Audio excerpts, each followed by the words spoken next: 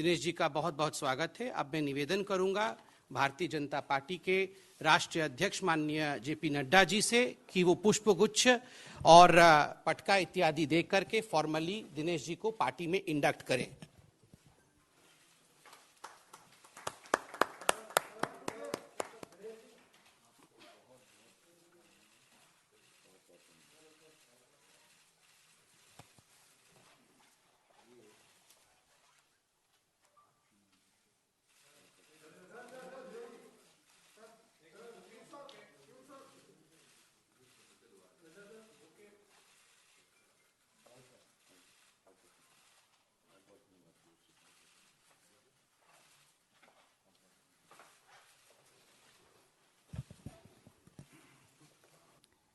और मैं अपने तजुर्बे के साथ कहता हूं कि एक सर्वोपरि होता है कि हमें परिवार के लिए काम करना है और परिवार होता है पॉलिटिकल फैमिली, और एक परिवार होता है जनता का परिवार।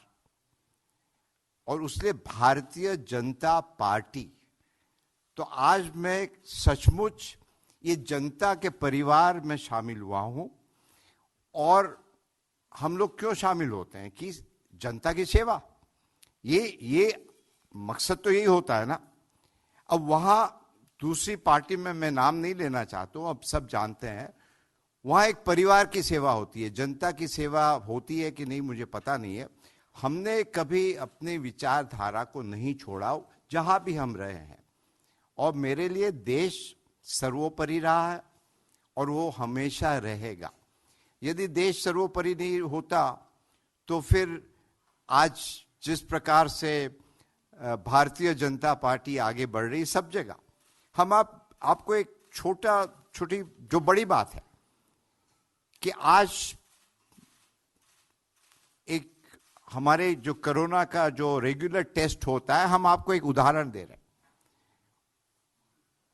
पीरियोडिकली कराना पड़ता है, तो आया, मैंने कहा आपका नाम क्या है? कहा मेरा रवि गुप्ता। मैंने कहा रवि बताओ क्या हो रहा है? हम ये 1 महीने पहले की बात कर रहे हैं। वो तो रवि कहता है कि बहुत अच्छा हो रहा है देश में, और कहता है कि आज हमारा सीना चौड़ा हो रहा है कि पूरी दुनिया भारतवर्ष की तरफ देख रही है। पूरी दुनिया देख रही है कि किस प्रकार भारतवर्ष आगे बढ़ रहा है, किस प्रकार भारतवर्ष तरक्की कर रहा है।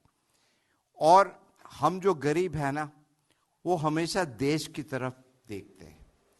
और हर व्यक्ति को ये एहसास है, विश्वास है कि हमारे प्रधानमंत्री और भारतीय जनता पार्टी ये देश को सुरक्षित रखेगी।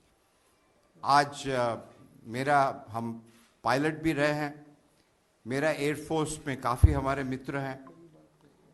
बहुत सारी अंदर की जब बात पता चलता है, वो कहते हैं कि इन दिनों ऐसे वाक्य हुए कि हमारे पड़ोसी मुल्क वो हिंदुस्तान को बहुत सीरियसली लेने लगे हैं।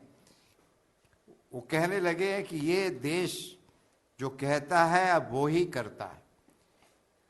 अब जब बंगाल जितने भी होनहार, आप बाहर चले जाइए, हिंदुस्तान के हैं, बंगाल के काफ़ी हैं, प्रोफेसर हो, स्टूडेंट हो, और आज वही बंगाल, वहाँ के जितने लोग बाहर जाते हैं, बाहर जाना कोई गलत बात नहीं, मगर बंगाल अपने आप में सक्षम है। और आज ये माहौल बंगाल में है कि वहाँ की जनता मुझे कहती थी कि आप यहाँ क्या कर रहे हैं, हर जगह। और ये आज हम भारतीय जनता पार्टी में समावेश हुआ उसीलिए नहीं कह रहे, हम तंग आ चुके थे। हर एक व्यक्ति, पड़ोसी हो, जान पहचान वाला हो, अनजान हो, फोन करके कहता था कि यहाँ तो आपके लोग आते हैं, मारपीट करते हैं, पैसा मांगते हैं। एक स्कूल यदि बनाना हो और स्कूल की दीवार करनी है, वहां भी चंदा देना पड़ता है, और एक नहीं, हर रोज कोई नहीं आते। इतना आतंक, इतनी हिंसा, इतना करप्शन, मतलब बंगाल है। आप एक तरफ कल्चर की बात करते हो और दूसरी तरफ हिंसा, और आपकी जो जबान होती है ये शोभा नहीं देता है। तो अंत में मैं यही कहूँगा, बंगाल का जो गौरव है वो पुनः सोनार बांग्ला जिसकी बात करते हैं, और सोनार बांग्ला क्या होता है? विचारों की बांग्ला।